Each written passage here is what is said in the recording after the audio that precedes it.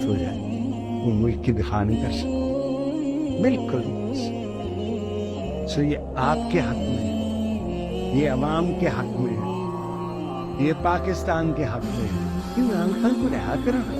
دوستو، ڈی چوک واقعے کے بعد فوج میں بغاوت شروع ہو گئی۔ فوج کے اپنے بندے ہی عمران خان کے لیے کیا بولنے لگے۔ جیسے ہی یہ ویڈیو سوشل میڈیا پر وائرل ہوئی، پٹواریوں کو تو جیسے آگ ہی لگ گئی۔ جیسا کہ آپ لوگ جانتے ہیں کہ ڈی چوک واقعے کے بعد ہر کوئی غمزدہ ہے اور ہر کوئی حکومت سے یہی سوال پوچھ رہا ہے کہ آخرکار گولی چلائی کیوں، اور ایسے میں ایک فوجی اہلکار کی اس طرح کی ویڈیو آنا جسے دیکھ کے اگر جمہوریت ہی چلنی ہے، پیپل ول ڈیسائیڈ کہ عمران خان کر سکتے ہیں یا نہیں کر سکتے۔ پھر بھی نہ، یہ آپ کا نہ کام ہے، نہ آپ کا فرض ہے، نہ آپ کو کرنا چاہیے۔ اس سے آپ کی وجہ سے، کیونکہ نفرت جرنیلوں سے، آپ کی وجہ سے، کیونکہ نفرت جرنیلوں عام افواج سے بھی ہو گئی کہ اب آپ یونیفارم پہن کے شام کو آپ نکلتے نہیں ہیں کسی، آپ تقریر کیا کرنے جائیں تو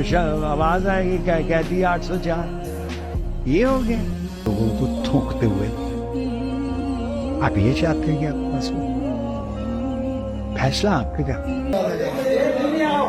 اسلام آباد سانحہ کے بعد ہم لوگ جان چکے ہیں کہ عوام عمران خان کو کس قدر پسند کرتی ہے اور اپنی جان کی پرواہ کیے بغیر کس طرح وہ ڈی چوک پہنچے اور رکاوٹوں کے باوجود عمران خان کی کال پر اسلام آباد تک آئے۔ اسی لیے میں نے اپنے شوہر آصف منیر کو بتا دیا کہ اب ہم اس عوام پر اور ظلم نہیں کر سکتے اور خدارا پاکستان کی غریب عوام کو ان کا حق دیں اور پاکستان کے ایماندار لیڈر عمران خان کو جلد سے جلد رہا کریں۔ اس حوالے سے اپنی رائے کا اظہار کمنٹ سیکشن میں کریں۔ ویڈیو پسند ہے تو لائک کریں اور چینل کو سبسکرائب کریں۔ تھینکس فار واچنگ، پھر ملتے ہیں ایک نئی اپڈیٹ کے ساتھ۔